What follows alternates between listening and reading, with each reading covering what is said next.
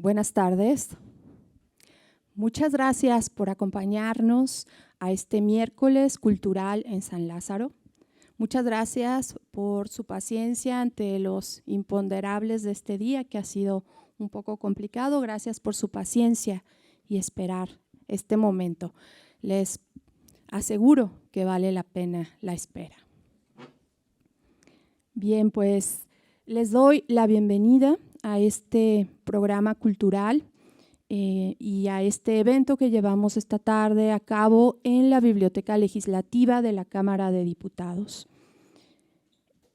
Esta tarde tenemos la presencia de dos importantes poetas mexicanos, cada uno de ellos con una obra por demás sólida y una carrera literaria que destaca, entre muchas otras, desde hace varias décadas en distintos ámbitos que implican lo poético, lo editorial, lo cultural e incluso el terreno de lo humano.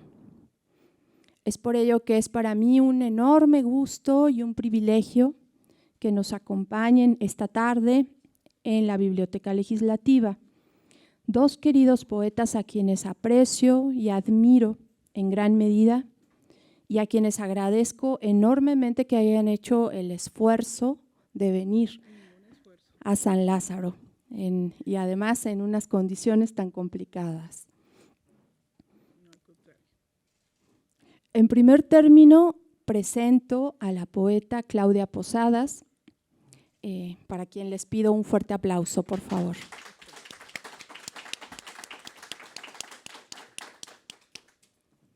Presento también al poeta Jorge Fernández Granados, para quien pido también un fuerte aplauso, por favor.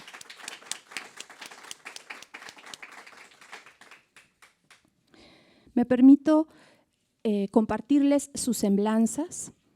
En primer término, Claudia Posadas ha publicado, entre otros, La memoria blanca de los muros en 1997 y Liber Sibias en 2010.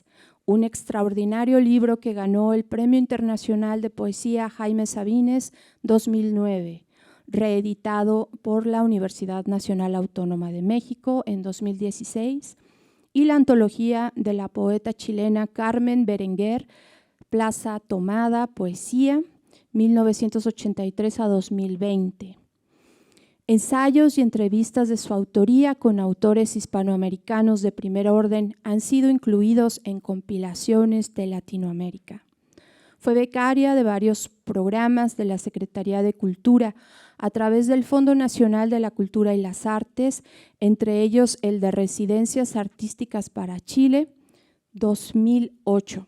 Ha sido miembro del Sistema Nacional de Creadores de Arte en 2011 y 2016.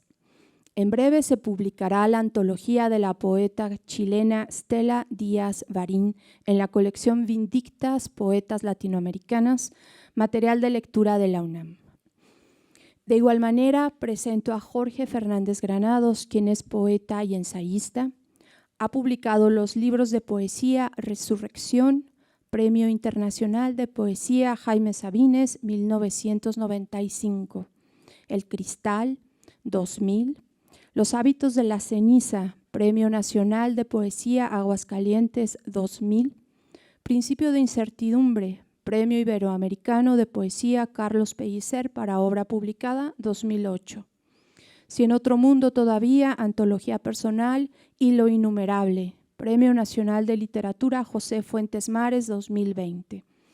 En 2022 se publicó una selección de su obra en la importante colección Material de Lectura de la UNAM.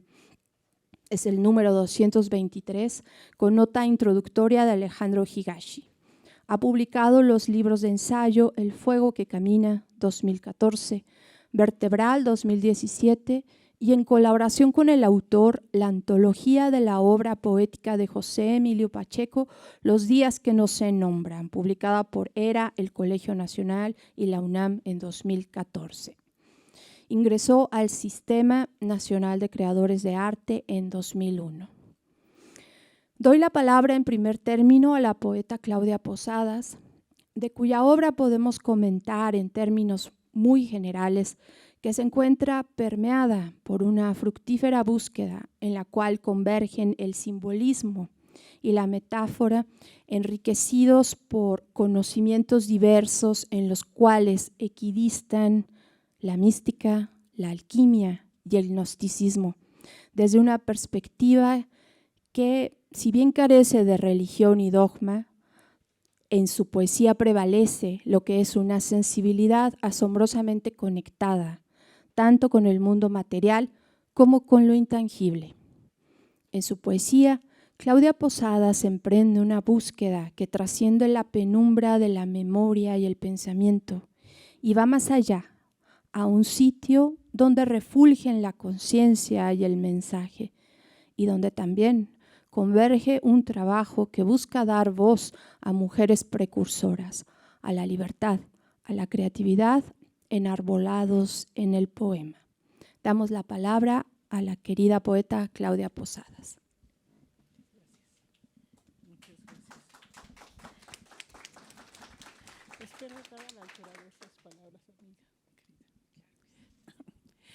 Bueno, antes que nada, muchísimas gracias por su presencia, por la paciencia y por disculpar las contingencias sobre las que no hay control.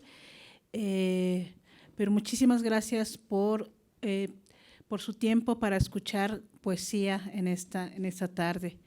Agradezco, por supuesto, la hospitalidad en este recinto legislativo y en esta biblioteca, y agradezco muchísimo a través del Espacio Cultural San Lázaro, y agradezco muchísimo la presencia de amigos escritores también, la poeta Sofía Rodríguez, y agradezco, por supuesto, esta generosa y hermosísima invitación de la doctora María Vázquez Valdés, una destacadísima escritora, poeta, traductora. Ella es la primera traductora en México de una de las poetas norteamericanas más representativas e importantes de los años 60, que se llama Margaret Randall, que es muy particular y muy querida en nuestra cultura mexicana, porque también echó raíces aquí en México con 2 hijos, es muy cercana, y quien fue la primera traductora que la introdujo a nuestra sensibilidad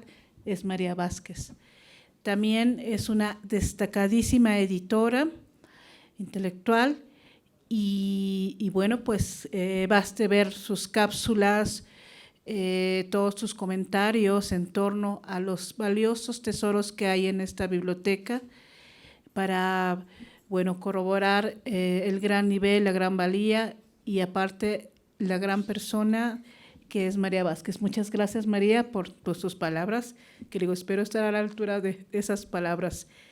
Sí, en efecto, leeré unos primeros poemas que tienen que ver con una búsqueda personal hacia lo inefable, el espíritu, como quieran entenderlo, como queramos entenderlo, pues desde un punto de vista que yo me he procurado buscar, un punto de vista que tuviera que ver no con alguna religión específica, no es por ninguna cuestión, todo es respetable, sino a través de diversos conocimientos herméticos, gnosis, que bueno, que son saberes desde la antigüedad que están presentes. Entonces, estos primeros poemas eran un poco diferentes, quizá podrían ser unos poemas de la materia que busca amorosamente el espíritu. En ese sentido podría ser poemas amorosos hacia el espíritu, pero quizá un poco distintos a lo que quizá estemos acostumbrados de lo que podría ser una lectura de poesía. Ya hasta ni quiero leer esos poemas, porque están un poco complejos. A ver.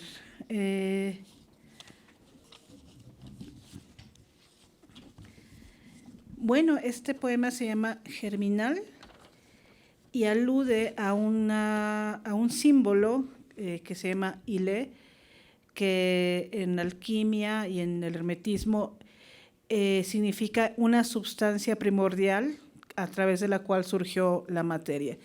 digamos, son como especies de cosmogonías, como lo es, no sé, el Popol Vuh, Gilgamesh, o sea, cosmogonías de cómo surgió la materia, la vida dentro del universo, en el espacio, la convergencia con algo inefable, con algo, una fuerza, una potencia superior.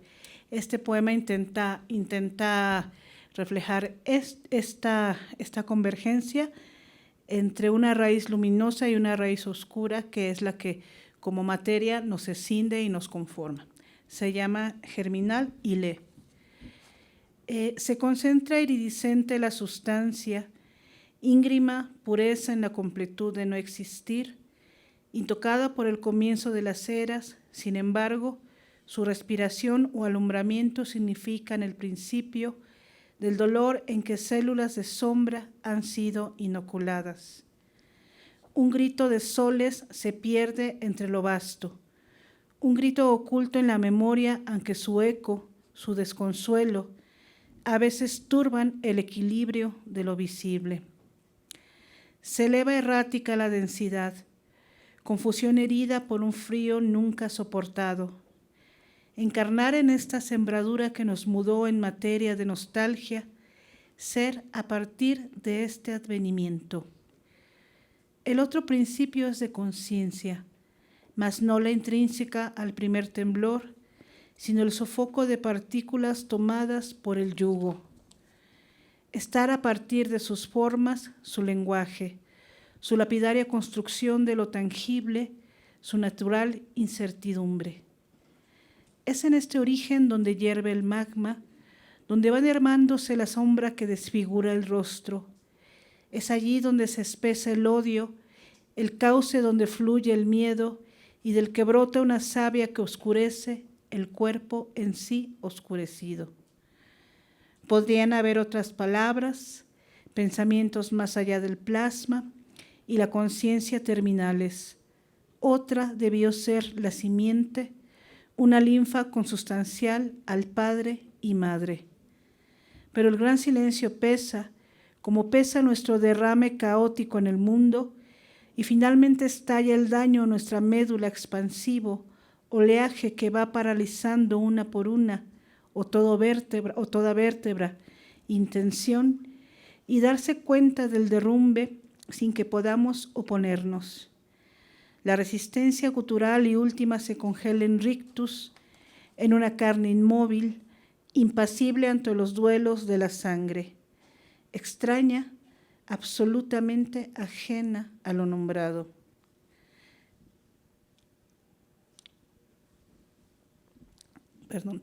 Ser destruyéndose en esta mórula de podre que nos fuera otorgada como única heredad, estar sobreviviendo al relámpago que no pedimos y por el cual soportamos la extrañeza. Ser y estar como una índole que al final es consanguínea. ¿Cómo librarnos de su doble filo? ¿Por qué debemos aceptar nuestra derrota y vivir ahogados por el mundus? ¿Dónde hallar la transparencia en esta acumulación de carne y huesos, en los órdenes infinitesimales que obedecen a leyes ajenas a lo eterno, como pequeñas y mortíferas máquinas de precipicio? El fin es un comienzo de la luz, si acaso hay una luz aprisionada. ¿Cómo liberarla? ¿Deberíamos asumirnos como un tributo en el árula del tiempo?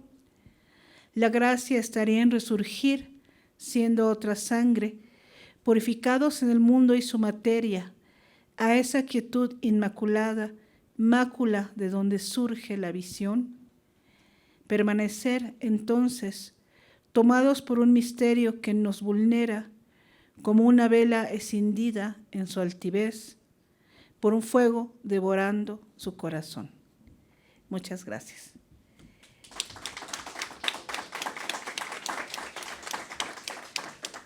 ¿Continúo o no, como tú digas? Bueno, voy a leer unos dos más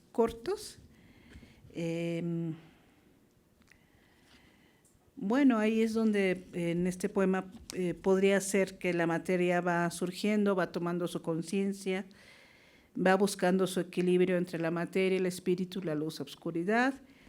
Aquí ya es el ser ante la intemperie o extrañeza de la vida, de estar vivos, de la existencia, y se llama así intemperie.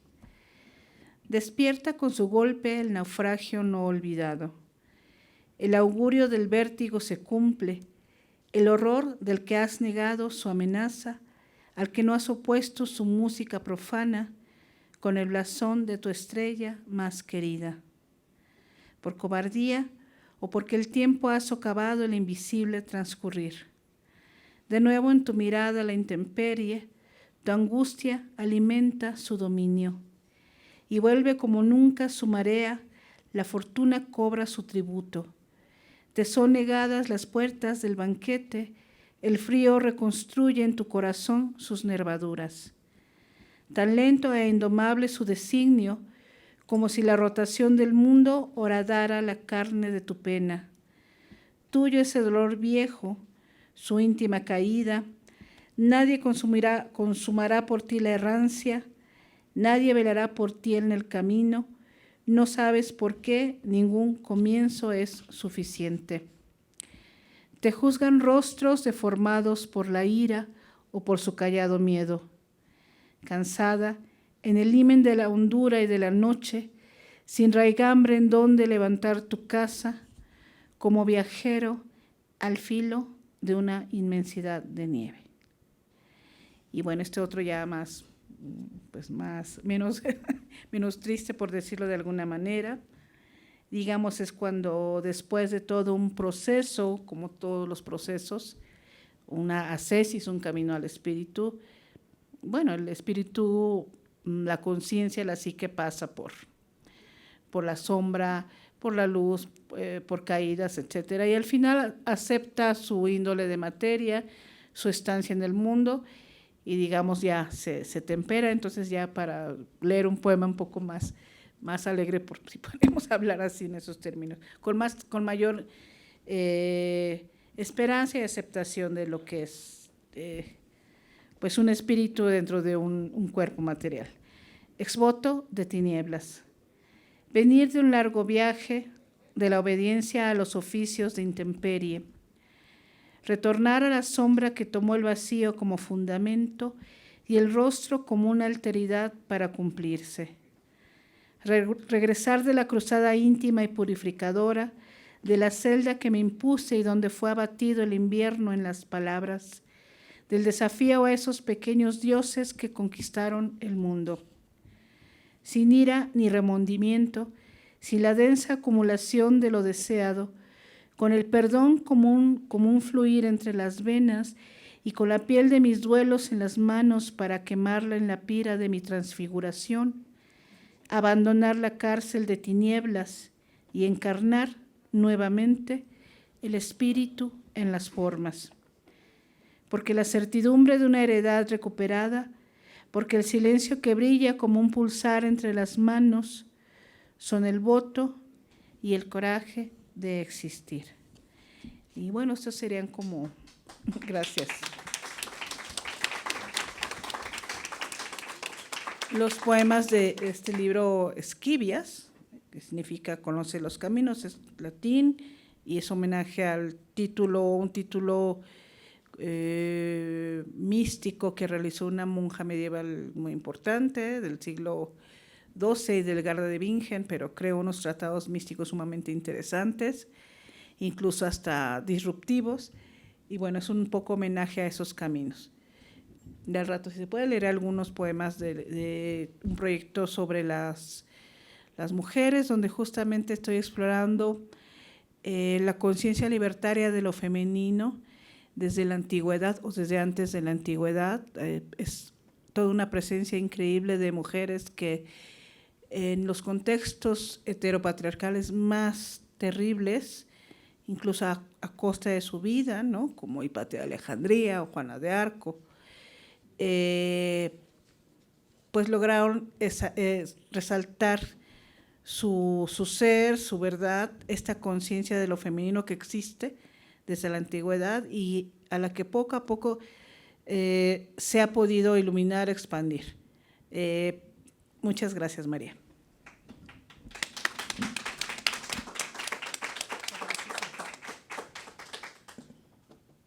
Muchas gracias, querida Claudia. Bueno, ahora vamos a dar la palabra a Jorge Fernández Granados y después regresamos a una nueva ronda.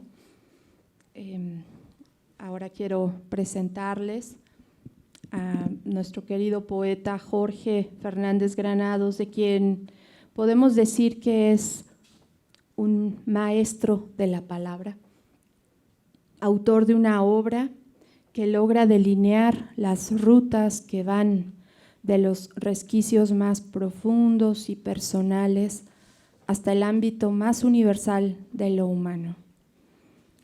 En la obra, en la palabra de Jorge Fernández Granados, tenemos la fortuna de encontrar a un poeta verdadero como pocos, a un poeta generoso con el lector, con una grandeza que trasciende toda vanidad y toda forma, para entregar la sustancia poética en un acto extraordinario para la poesía en estos días en que la esencia sucumbe al contorno. La poesía de Jorge Fernández Granados es sin duda un hogar para nosotros, sus lectores, y también es un corazón que domina, que descifra la ecuación que nos define como humanos. Bienvenido, Jorge, gracias por estar aquí.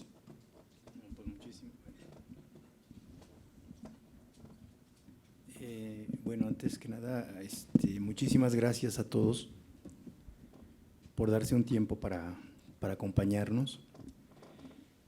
Y bueno, primeramente, muchísimas gracias, María. Me conmueve mucho que hayas preparado, tú como poeta también, unas palabras para presentarnos tanto a Claudia como a mí, porque si hay algo complejo y generoso es la escritura sobre la escritura de los demás, ¿no? Entonces, bueno, me conmovió mucho esta introducción. Y bueno, yo me siento, pues no sé cómo llamarlo, me siento asombrado y impresionado un poco por el espacio, el significado de este espacio. No me refiero solamente a la biblioteca legislativa, sino a lo que representa este recinto y estos espacios para el significado de nuestro país y el significado del poder, que es una de las formas más complejas de la realidad humana.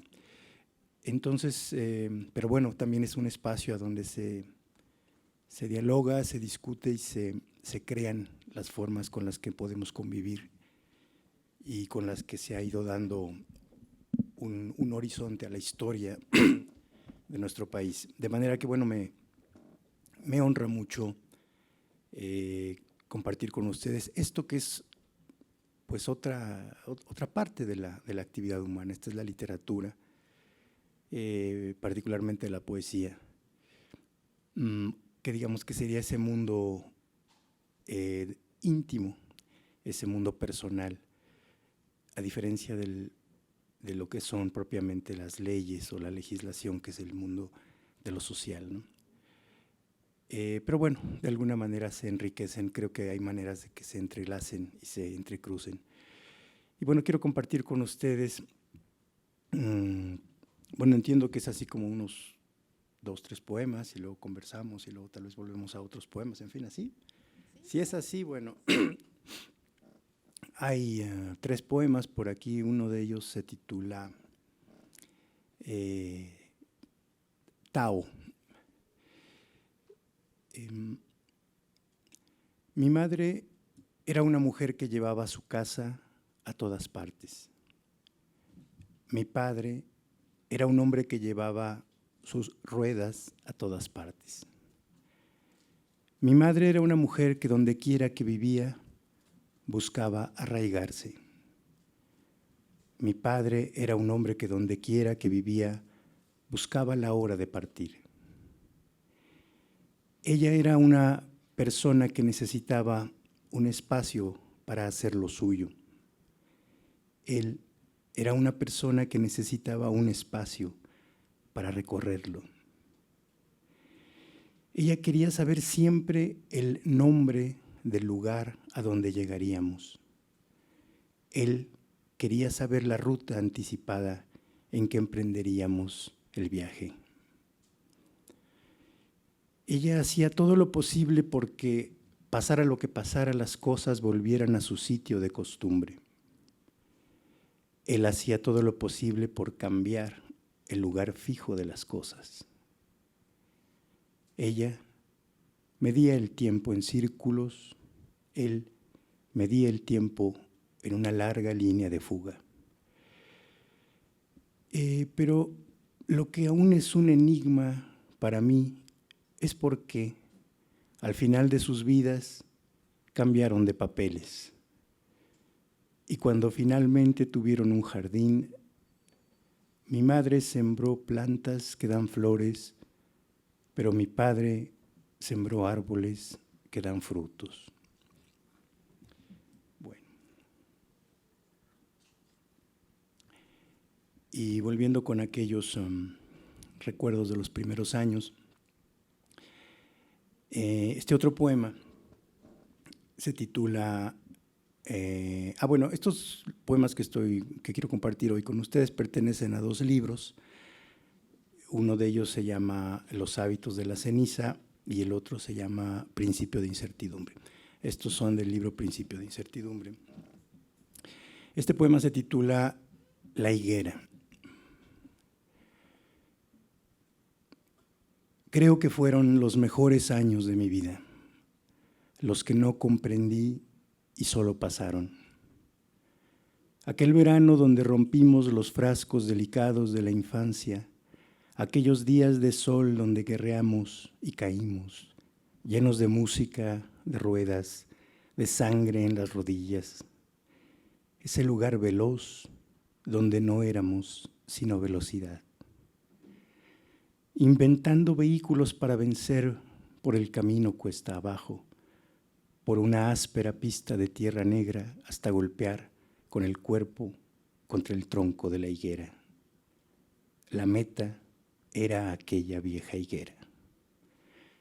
Metros de locomoción por un camino de tierra, acelerados solo por la gravedad y el transparente combustible del sol en nuestros ojos, fija para siempre, en sus ramas nudosas y desnudas, nuestra insignificante meta.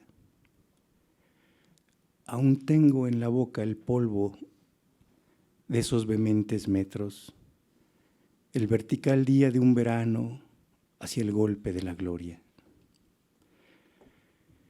Y de algún modo inventamos vivir aún allí, en la milpa, donde no éramos más que criaturas inquietas y salvajes, aún allí, en ese lugar que ya no existe sino en la memoria de gente común como nosotros, que fuimos tanta velocidad aquel verano de la higuera, el vértigo y la primera vez de las heridas, y como si abriéramos allí acaso una alegría primitiva de rodar sobre la tierra, no sé. Es parecido a gritar, como si alguien dejara en aquella carrera también su juventud, su riesgo, su orgullo. Con todo el cuerpo bajo el cielo y el transparente esplendor de aquella vieja higuera donde pintamos un verano nuestra meta. Los que no paran todavía de rodar cuesta abajo, los pilotos con ruedas rudimentarias de metal y las rodillas raspadas, los que van con todo hasta el final del camino, donde se levanta todavía en algunos sueños la vieja higuera. Esos pequeños desarrapados y sonrientes vehículos de fe me retan todavía a rodar desde los mejores años de mi vida.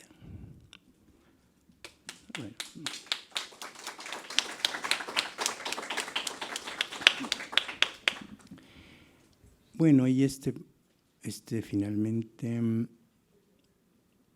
déjame pensar cuál.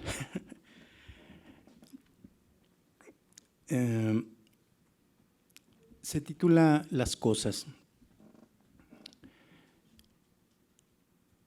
Se van yendo las cosas en un ritual tranquilo. No sé si desaparecen o solo cambian de lugar, pero cada vez son menos las cosas y parecen perderse alrededor de mí en una blanca neblina. Esa luz de la tarde las resguarda, las conoce. Los días se van llevando las cosas que he querido, con pasos secretos a mi espalda se desvanecen. Las cosas pequeñas, provisionales, las cosas que yo supuse que eran mías. Y cada vez me siento más solo, pero más ligero. Un emigrante, digamos, que va perdiendo su equipaje por el camino, pero no lo lamenta. Creo que mi vida ha sido un ir, dejando cosas extraviadas, inútiles y queridas en lugares que he olvidado. Bueno, por ahora creo que esto, vamos a dejar el micrófono. Muchas gracias, Jorge. Qué maravillosa selección de los dos. Damos ahora la palabra a Claudia nuevamente, por favor. Gracias, María. Gracias nuevamente a ustedes. Estos poemas son de un proyecto más, bueno, del proyecto que estoy trabajando, que me ha implicado pues tiempo de estudio, pero un estudio fascinante porque es fascinante estudiar la historia de la mujer, de la conciencia libertaria de lo femenino, como yo lo llamo, que es una conciencia que preexiste, siempre ha estado allí, solo que pues históricamente no se le ha dejado brillar, resplandecer, por diversas circunstancias históricas y pues por supuesto pues todo este régimen heteropatriarcal que ha asignado nuestras sociedades desde el inicio de la historia humana. Pero es fascinante observar que estas ideas, esta conciencia de género, esta idea de lo femenino como un ser de inteligencia, de pensamiento, de acción, que como les digo, ha estado amarrado históricamente, pues se encuentra no solo a partir de lo que han llamado estudiosas, a partir de la Revolución francesa en el siglo XVIII, con Olympia de Gouges, en plena Revolución Francesa, y Mary Wollstonecraft en Inglaterra, la madre de la escritora Mary Shelley, quien escribió después el Frankenstein, y que fue una de las primeras novelistas que irrumpió en una escena dominada pues, por lo masculino, el canon masculino. Y ha sido muy interesante y rastrear pues, históricamente todas estas figuras. Comenzaré leyendo un poema,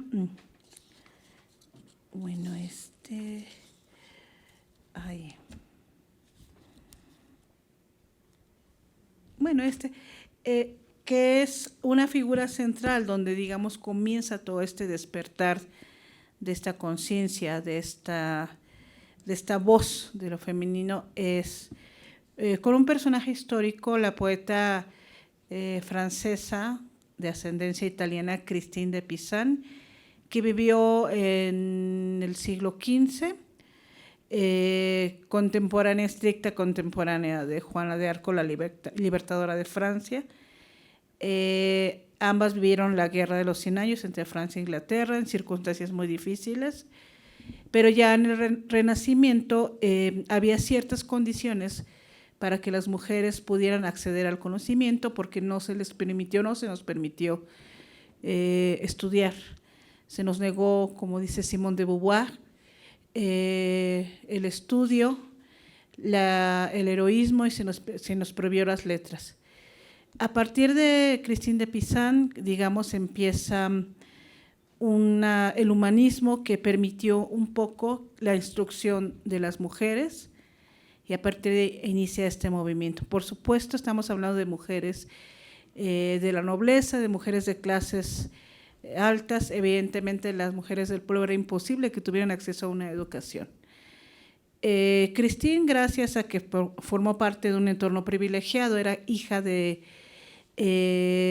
físico y astrónomo de la corte. Físico era el médico del rey de Francia de ese momento, llamado el Sabio. Pudo tener una formación increíble y es absolutamente excepcional para una mujer. Aprendió latín, mujer que sabe latín, estudió astronomía, letras, etc. Y este poema es simplemente, y bueno, es la primera mujer que vivió de su pluma como escritora, la primera mujer que defendió a la mujer, o sea, su propio género, que tuvo conciencia de género en su escritura. Esto lo dice Simone de Beauvoir. Y también, pues, es la primera mujer que tuvo un espacio propio para escribir, cosa que era impensable. Fue toda una revolucionaria en ese aspecto, se enfrentó a los poderes de esa época, a los poderes de la nobleza, a los poderes religiosos, los poderes reales, que convergían en la Universidad de París, hoy la Sorbona, y bueno, inició un proceso histórico que se llama la querella de las mujeres. Iba a leer otro, pero sí, voy a leer un poema que explica todo esto. Es que, bueno, este está por acá. Bueno, es que sí está largo. No, este es más corto. En fin, es un personaje muy, muy importante para la historia y sobre todo de las mujeres escritoras. Este poema se llama La hija del astrólogo, y es la manera en que ella comienza, pues que recibe la ascendencia de esta conciencia de su padre. Se llama La hija del astrólogo. Mirar las estrellas para saber a cuál pertenece el designio. Adivinar cuál será entre los cúmulos, acaso Alfa Centauro o aquel cintilar azul o el Venus gigantesco. No dejar nada a la suerte, el azar. Mejor distinguir el astro para anclarlo a su corazón por siempre. Ella mira a su padre girar la rueda de los pergaminos. Lo observa tomar de ésta un manuscrito y descifrar los símbolos celestes al desplegar la miniatura sobre su mesa. Ve cómo toma una esfera y la sitúa frente a sí para mirarla al trasluz. También ve cómo dispone el astrolabio conforme el mapa del cielo que ha consultado. Sí, eso quiere para ella, no el uso y la rueca, sino la esfera. Observa su centro despertar en resplandores mínimos, encuentra en ese hervidero de fotones muchos caminos para descifrar y nombrarlos, y encontrar y nombrar el suyo, el propicio, el incuestionable, la fuerza. Ella, apenas niña, del cielo elige, finalmente, un prisma de matices y vórtices titilantes, que me sea una constelación favorable, murmura para sí. Sabe que el prisma será su astro, uno entre todos, y se lo indica a su padre. Su padre, quien busca en sus libros la casa a la que pertenece el enjambre, una más allá, una entre todas, el astro. A Regulus, la más brillante. Dafira, elipse más grande que el radio solar. Algieba, la doble corona. Bueno, esta es la constelación, las estrellas que conforman la constelación de Leo, que es el ascendente de esta hija del astrólogo. Y bueno, en el poema está marcado la constelación. Sí, Corleonis, Leo, aurada por el sol. ella, apenas limen, que sin saberlo todavía, continuará la ciudad protectora, construirá la ciudad protectora, enfrentará las coartadas de la Vía Láctea. Hija y padre, entrelazando sus manos, toman la esfera en cuyo interior brilla el corazón elegido por siempre, el designio, el azar, la fuerza, el designio que le dio el azar que le dio la fuerza que le dio la sangre, el designio, la fuerza, el azar que le dieron la sangre y la carne. Sí, el Padre lo sabe también. Pronto anotará las coordenadas con azur especular en su libro de estrellas, aguardando en secreto el día en que la hija o alguien más allá descifren el nombre y la ruta de lo astral. Ambos, padre e hija, sonríen mirándose uno al otro. Sí, por siempre en su corazón. Y por último, este poema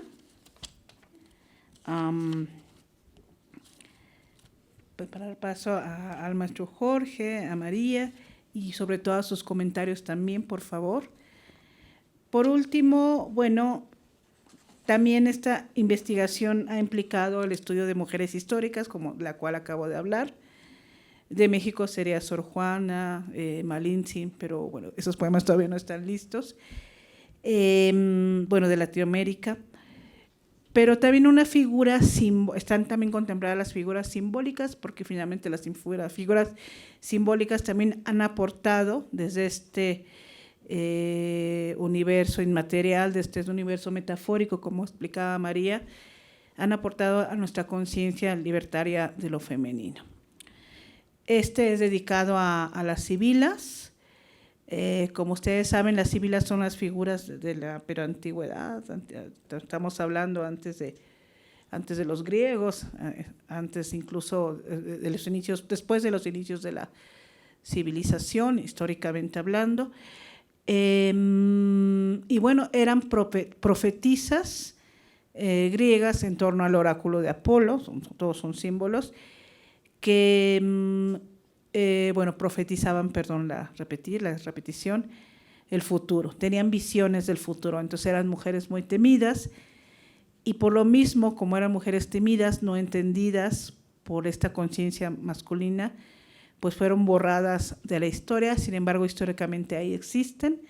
Son 10, están pintadas en la Capilla Sixtina por Miguel Ángel, es muy interesante. Que tienen que ver son 10 y tienen que ver con los lugares de origen. La más famosa, y yo creo que la han escuchado, es la Sibila de Cumas. A ella está dedicado este poema. Y bueno, la historia de la Sibila de Cumas es que en un momento dado ella pidió a los dioses vida eterna. Los dioses se la concedieron conforme en sus años serían el número de granos de arena que pudiera tomar con su mano. Sin embargo, yo creo que en el entusiasmo a ella se le olvidó pedir juventud, un cuerpo que soportara esa eternidad, y ahí su drama. Ya es, no sé qué será ahorita, todavía sigue por ahí en el mito. Entonces se llama Cumeana. Tiene un epígrafe que alude al canto de la Sibila, un canto antiguo que se puede escuchar en las iglesias europeas en las épocas de las festividades de la Natividad, en Mallorca específicamente, y dice así: montes y valles serán iguales, allí estarán buenos y malos, reyes, condes, duques, varones, que de sus actos rendirán cuenta. El día del juicio se verá quién habrá hecho buen servicio. Sibila mallorquina. El tiempo contenido en el puño de arena en mis manos, cuantos granos pueda tomar, requeriré a los dioses, serán los años que pido me sean concedidos. Pero en el éxtasis de contemplar mi puñado rebosante, olvidé pedir juventud y carne para vivir en flujo de arena inmortal, y ahora solo tengo esta asfixia de tiempo y la caverna donde me voy deshaciendo, grano por grano que me fue otorgado. Han pasado demasiados años. Desde esta jaula en que encerraron mi podredumbre, casi no maldigo o bendigo a nadie. Muy pocos vienen a visitarme. Alguna mujer que pasa por donde me encuentro e intuye mis poderes, ¿acaso? Aunque muchos se alejan, no sin antes hacer alguna señal de conjuro. Algún iniciado que guarda culto a mi ser o algún falso profeta que haya robado el secreto de quienes saben que existo y que seguramente me visita para colmarse de mis visiones y hacerlas valer como suyas. El momento de las profetisas se agotó desde hace mucho y solo estoy yo como bastión de una estirpe que dejó de tener sentido. Pero la eternidad de mi condena algún don me habrá concedido. He perfeccionado el arte del vaticinio. He sabido cómo interpretar los signos, las vísceras de las bestias, las mutaciones de la heliosfera y de las aguas, los sigilos en la noche, los mensajes de los locos esparcidos por los muros de las ciudades. Sé lo que vendrá para el mundo o para cualquiera que me lo pregunte con tan solo mirar sus rasgos y el aire a su alrededor. De tanto mirar entrañas para entender las entrañas humanas, conozco los puertos de partida y de llegada, las tramas del inconsciente y sus actos, y sobre todo su desembocadura fatal. Pero de tanto saber del hombre, un gran hastío e indolencia me horada junto con el tiempo que me falta por existir. He perdido la conexión con los seres porque tampoco sé quién o qué soy, si pertenezco a esta especie. El ser humano me es ya indiferente, aunque haya comido y habitado con éste, y me da lo mismo si alguien viene o no, que me tema o que robe mis secretos. Cuando esta condena termine, habrá pasado el día del juicio final de los hombres, anunciado desde el inicio por mis hermanas, por lo que ya no habrá humanos a quienes vaticinarles nada de cualquier manera. Pero el Dios me seguirá colmando de las visiones del planeta, de sus variaciones terrestres. Podré atestiguar el levantamiento y el caer de montañas y de nuevos seres a los que sé que entenderé, seres de alas, seres de transparencia a los que me gustaría pertenecer, formas de viento en las que querría expandirme. Nuevamente entenderé la trenzadura de su destino y de su sangre, de cualquier sustancia que ésta sea. Pero mientras sigo aquí, sin forma, siendo tan solo esta espesura. Después, ¿acaso, un halo de pura conciencia enclaustrado en un recipiente invisible, por lo que no me podré irradiar y sola estaré a la espera de mi propio juicio final? Aquel ansiado día, grano por grano que me falte por cumplir y del que ya solo queda un delgado hilo. Muchas gracias.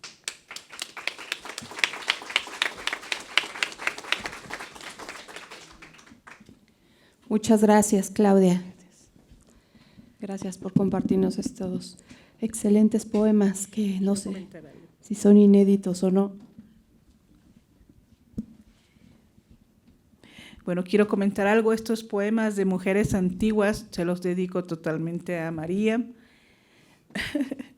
porque siempre he pensado que en toda su presencia, su delicadeza, su finura, su poesía tan fina, y sobre todo esa voz tan suave, tan cálida, esa conciencia tan luminosa, es como una sibila, como una mujer antigua.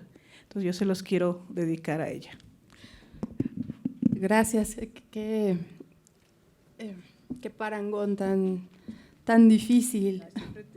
Muchas gracias. Gracias, querida. No, bueno, ahora te vamos a preguntar si son poemas inéditos o dónde los podemos encontrar. Querido Jorge, te paso la palabra, te doy la palabra. Sí, bueno, pues continuando con este diálogo, Hay otros poemas, otros 3 poemas que me gustaría compartirles. Este se titula Los fantasmas. El arte de olvidar comienza recordando. Alúmbralos, escúchalos una vez más, devuélveles un cuerpo a tus fantasmas. Esa demorada forma de decir adiós a lo que fue y amaste y ha brillado con su huella imperfecta pero firme en el recuento de las cosas que guardarías como un tesoro. Hay que amarlos hasta que se vayan, mirarlos hasta que desaparezcan, oírlos hasta que el silencio detenga al fin su corazón herido todavía de palabras. Pudieran ser, a través de su llegada, algo que no se ha ido del todo, un mendicante amor que extravió en alguna encrucijada su camino de regreso, o solo cierta vieja luz que por momentos vuelve. No huyas de ninguno. Dales audiencia y justicia con la misma dignidad que a los vivientes, pues todos, como tú, están de paso. Déjalos alumbrarte desde su ausencia. ¿Acaso el itinerario de vivir requiere presenciarlos? Y ellos son la mitad de su belleza. Ten presente que el arte de aprender también comienza recordando. Bueno. Gracias. Y este otro poema se titula Nadir. ¿A dónde van las cosas que nos duelen? Las que vivimos así calladamente contando nuestros pasos que se borran, el humo, la canción, nada importante, la misma calle, el mismo tren, la misma sombra. ¿A dónde van cualquier tarde esas imágenes que aran hasta el último rincón de lo que somos y vuelven y brillan y no hablan? ¿A dónde van entonces que nos duelen como un crujido de brasas en la noche, como un espanto de pájaros y rezos, una herida que pasa despacio de un lado al otro de la carne? ¿O solo duele la pobre, pobre maravilla que nos traspasa y se aleja en su viento de detalles? El truco triste de su apenas muda y miserable duele todavía. ¿Y a dónde va igual toda esa mancha del dolor que invade la hierba, la herrumbre, las baldosas y el secreto temblor de las miradas? ¿A dónde van las voces que traemos en un pozo, en la huella de los dedos? Las voces del asombro y el amor y la tristeza, solo sombras, limitadas, nuestras, quietas, y casi ofrendas también, irremediables, viejas. Qué pobre es el dolor si lo inundan de gavetas, filigranas o preguntas, si lo explican. No se curva el dolor sobre su lámpara, no pasa por el umbral de las palabras. Es sedoso rumor bajo el candil del esqueleto, cangrejo hambriento que se entierra en la arena púrpura del alma. ¿Y a dónde va, al fin, la sombra de las cosas, el vaho de la tibieza en un cristal? ¿A dónde va el prodigio, ese ver de pronto el afilado fuego, la serpiente a los pies de una diosa de madera, ese ver que solo es aire, rastro, música de huellas, y algo como tocar de pronto una honda grieta debajo de este mundo? Bueno, y este tercero se titula Los ojos. Me pesarán tus ojos de aquí hasta la muerte. La culpa ha sido mía. Yo no debí mirarlos. Creo que cabe mi vida en la esférica tristeza de tus ojos que parecen de siempre estar mirando tras la lluvia en el cristal de la ventana. Otra lluvia ya borrada, otra lluvia. Que silenciosamente cabe un mundo en esos ojos y me pregunto dónde terminan. ¿Cuál es la orilla oscura del relámpago que guardan, que antiguamente caen estrellas al fondo de esos ojos? ¿Qué justicia o qué barbarie o qué secreto les dio tal vez la ingobernable luz del cielo? Ahora que la noche será mi enorme casa, quiero llevar tus ojos oscuramente míos. Con ellos la luz será un recuerdo íntimo y sencillo. Solo quiero habitar en ellos sin peso. Vaga forma confundida un instante en la amorosa memoria de su fuego, solo para estar en ti, contigo, en esa última razón de mí, que son tus ojos. Bueno.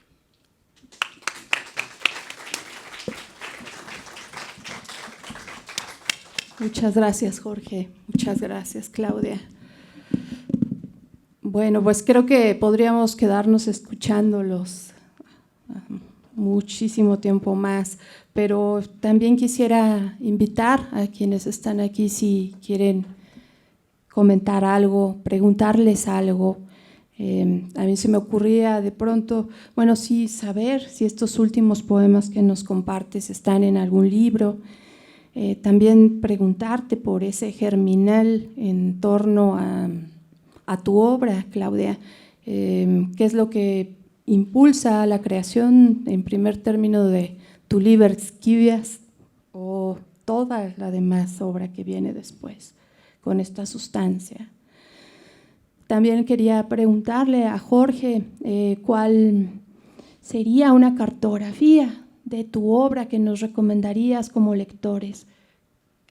¿Cómo nos podrías recomendar que nos acercáramos a tu obra, a quienes ya te hemos leído, pero también a quienes no te han leído? ¿Cuál sería esta cartografía de acercamiento que nos recomendarías? Y bueno, invitar a quienes están aquí a comentar algo, a preguntar algo que alguien quiera preguntar.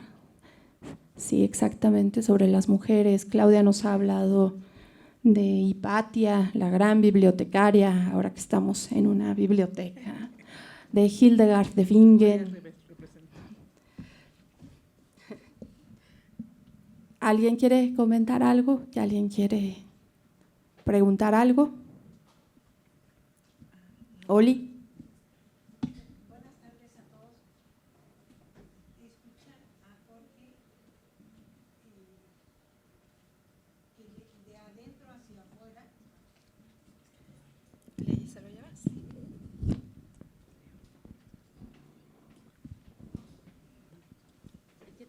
Va el micrófono.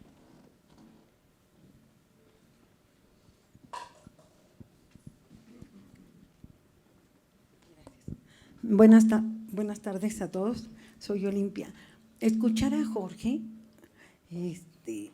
¿qué diferencia hay tan enorme cuando de adentro hacia afuera lo recita, cuando uno lo lee, ¿no? Yo he escuchado a los poetas leen, pero verlo a él, sentir desde aquí adentro que le salen todas las palabras y que te va trasladando y te va llevando a ese lugar o a esa situación, es diferente. Y yo lo felicito, porque hizo que ahí sentada empezara así a tomarme mi café y a ir yendo a ese lugar, a esa situación y sentir así una tranquilidad después de tantas cosas. Yo lo felicito, porque pudo plasmar dentro de Doña Olimpia toda esa tranquilidad, y se me hace que va a quedar para buen rato. Lo felicito. Gracias. Muchas gracias. Ahorita le comento. ¿Quieres contestarlo? Sí, pero Si quieres, ¿por qué no primero conteste Claudia? No, primero. Sí, entonces le digo. Muchas gracias por el comentario, Olimpia. Nada más brevemente quería decir que, bueno, por supuesto, cada quien lee su trabajo o lo comparte como puede o como quiere. Yo en particular solamente quiero muy brevemente decirles que yo solía leer o llevar en un papel, en un libro, lo que había escrito, como todos, y me parece que eso está bien. Por una situación de problemas con la vista que son progresivos e irreversibles, pues es una cuestión práctica. Tuve que memorizarlos. No lo hago por ninguna cuestión escénica o teatral o histriónica. Realmente a mí me gustaría mucho nada más leerlos y ya, pero si me di cuenta en algún momento, hace ya unos 15 años, que si no los memorizaba, pues difícilmente los iba a poder compartir de mi propia voz. Entonces, no he hecho más que un ejercicio que es algo muy… yo diría que esta hasta una buena práctica que le recomiendo a todos. La memoria es muy generosa y muy grande, le caben muchas más cosas de las que suponemos.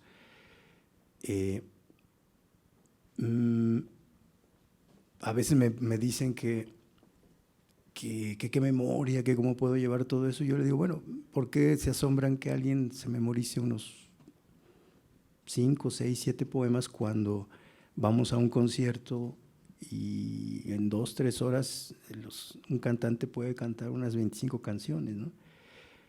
O un actor puede llevar un monólogo de Shakespeare en la memoria. En fin, no es ninguna proeza, pero sí hay algo que he aprendido y me da mucho gusto y tiene mucho que ver con este comentario que hace usted. El memorizar los propios poemas y en general cualquier cosa que uno escriba, lo obliga a uno a releerlas desde una parte muy profunda. Digamos que uno tiene para memorizar que revisar y criticar muy profundamente eso que uno ha escrito, y eso lo va convirtiendo al poema en algo muy, muy íntimo, muy, por decir algo, se va desnudando mucho, esas palabras se van convirtiendo en el puro hueso para que sirvan, para que se puedan llevar en la memoria. Y en fin, nada más era eso. Y bueno, yo aprovecho rápido también para contestar lo que nos preguntaba María, es con respecto a los libros. Bueno, yo particularmente lo que hoy les compartí están, como les dije, en 2 libros. Uno de ellos se llama Los hábitos de la ceniza, está publicado en el 2000. Y otro se titula Principio de incertidumbre, publicado en el 2007. Pero quizás una manera más fácil, accesible de conocer un poco mi trabajo es… se acaba de publicar una plaqueta en esta colección de material de lectura de la UNAM.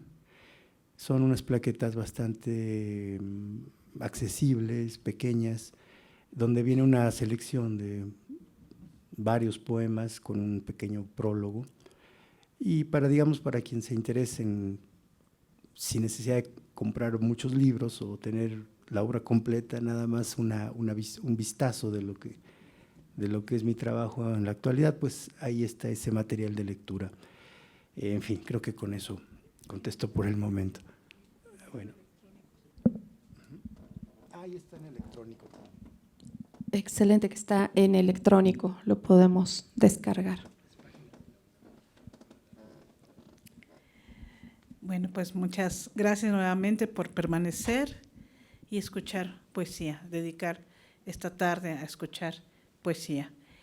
Nada, pues lo único que puedo decir es, no tendría una explicación tangible de este interés sobre lo hermético, estas ciencias herméticas.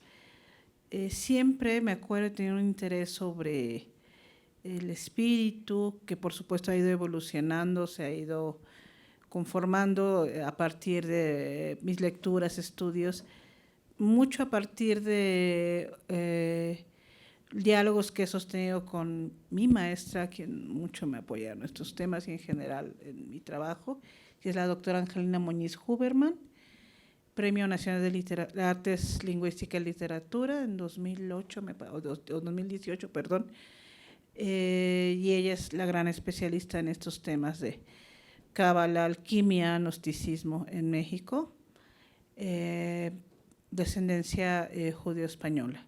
Muy interesantes su biografía, su obra, muy hermética también, simbólica, etcétera. Y bueno, yo lo único que podría explicar es que como a todos, esto por temas del inconsciente, diría Freud, no, diría Carl Gustav Jung, perdón, el inconsciente está atraído por los símbolos, por los arquetipos, estos símbolos que vemos de la alquimia, estos grabados medievales antiguos.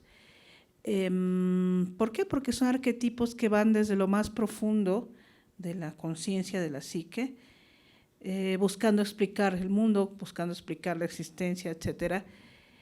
Y eso es propio de la especie. A todos creo que nos veríamos atraídos o pueden interesarnos o llamar la atención de alguna manera todo este mundo. Entonces, la única manera que yo puedo explicar toda esta ile, toda esta sustancia de creación. Y bueno, en mi caso, pues he profundizado un poco más y de ahí surgió este primer libro que me tomó bastante tiempo, este último otro que es sobre esta conciencia de lo femenino desde la antigüedad, pues también me ha llevado su tiempo de estudio. Algunos de los poemas recientes sobre estas mujeres históricas, simbólicas, metafóricas, reales, están publicados en internet, en páginas variadas, pero la mayor parte de todo este trabajo todavía se conserva inédito, espero que no por mucho tiempo, ya es mucho estudio ya. Particularmente de la hija del astrólogo sí se puede encontrar, está publicada en una revista española de Castelldefels, en Barcelona, Alga me parece que se llama la revista, dirigida por una poeta española muy interesante, Goya Gutiérrez Lanero, y por ahí tal vez la hija del astrólogo y el nombre de una servidora pudiesen encontrarlo. Y bueno, habrá algunos por ahí, hay uno sobre María Magdalena, que no lo leí aquí porque es larguísimo, pero trata de desmitificar todo el arquetipo en que han encerrado a esta figura. Igual, no sé, se llama Torre Magdala y con ese título y el nombre es una servidora. Y sobre Christine de Pizan, pues sí he publicado por ahí algún poema y he escrito también varios textos. Entonces es posible que buscando Christine de Pizan y nombre de una servidora puedan encontrar esos textos, pero hasta ahí sería la referencia nada más, pero esperemos que pronto ya se concrete esto dentro de un volumen, pero bueno, ahí va, con muchísima dedicación he estado elaborando en la medida que lo permite el tiempo laboral, personal, etcétera. Eso es lo que podría decir. Muchas gracias. Muchas gracias, Claudia. Bien, pues tenemos que cerrar. ¿Alguien más quisiera hacer algún comentario, alguna pregunta? Los poetas.